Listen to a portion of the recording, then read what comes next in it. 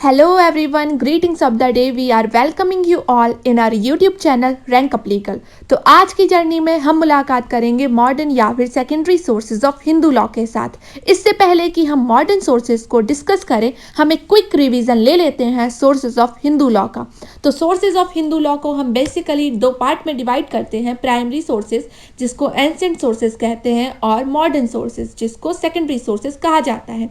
तो जो primary sources हैं उनको हम 4 पार्ट में क्लासीफाई करते हैं, श्रुतिज, स्मृतिज, डाइजेस्ट एंड कमेंट्रीज और कस्टम्स। श्रुतिज का मतलब होता है विच इज हियर्ड यानी कि सुना हुआ। श्रुतिज ही वेदों को कंसिस्ट करती है। तो हमारे वेद 4 तरीके के होते हैं, ऋग्वेद, यजुर्वेद, सामवेद और अथर्ववेद। अब ये स्मृतिज क्या है? तो स्मृतिज का मतलब होता है व्हाट इज रिमेंबर्ड यानी कि याद रखा हुआ। स्मृतिज को हम 2 पार्ट में क्लासीफाई करेंगे, प्रोज और पोइट्री। प्रोज का मतलब होता है धर्मसूत्र और पोइट्री का मतलब होता है धर्मशास्त्र।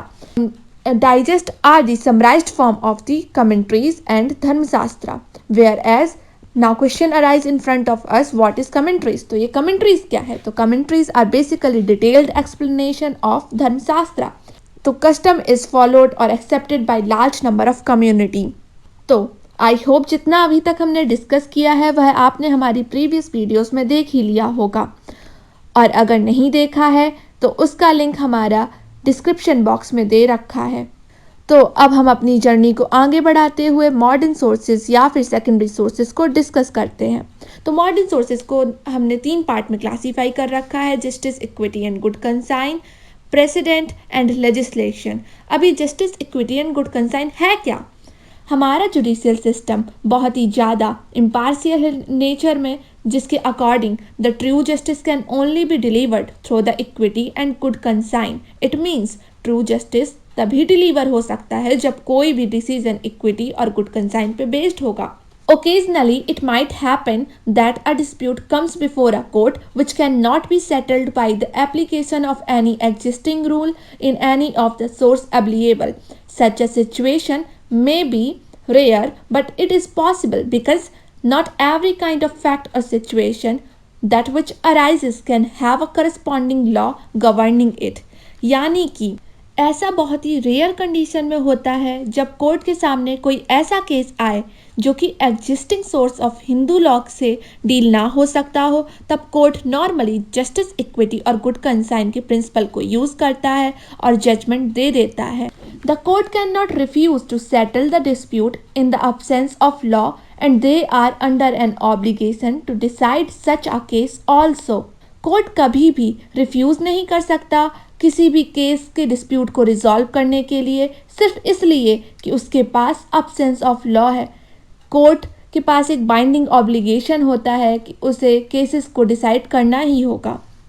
अब हमारा नेक्स्ट क्लासिफिकेशन है president. The doctrine of president based upon the principle of treating like cases alike was established. यानी कि डॉक्ट्राइन ऑफ प्रेसिडेंट बेस्ड है प्रिंसिपल पे कि एक जैसे केसेस को एक जैसे तरीके से ही ट्रीट किया जाएगा। Today's judgment of SC is binding on all the court across the India. यानी कि आज के टाइम में सुप्रीम कोर्ट के जजमेंट को सभी कोर्ट पे अप्लाई किया जाता है।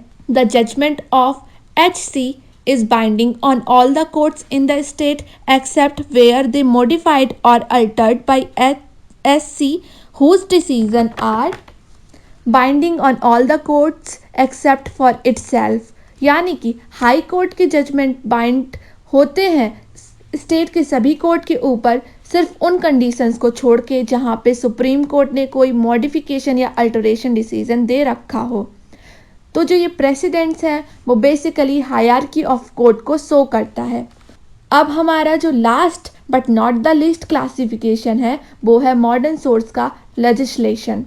अब ये लेजिस्लेशन होता क्या है? What is legislation? तो legislations are the act of parliament which have been playing a profound role in the formation of Hindu law. ये लेजिस्लेशंस जो होते हैं वो एक्ट होते हैं पार्लियामेंट के, जो पास किए जाते हैं, और ये बहुत ही ज़्यादा प्रोफाउंड यानी कि गहन और इम्पॉर्टेंट रोल प्ले करते हैं फॉर्मेशन ऑफ हिंदू लॉ में। इसके कुछ एग्जाम्पल्स भी हैं। For example Hindu marriage act 1955, Hindu adoption and maintenance act 1956, Hindu succession act 1956, Hindu minority and guardianship act 1956 extra.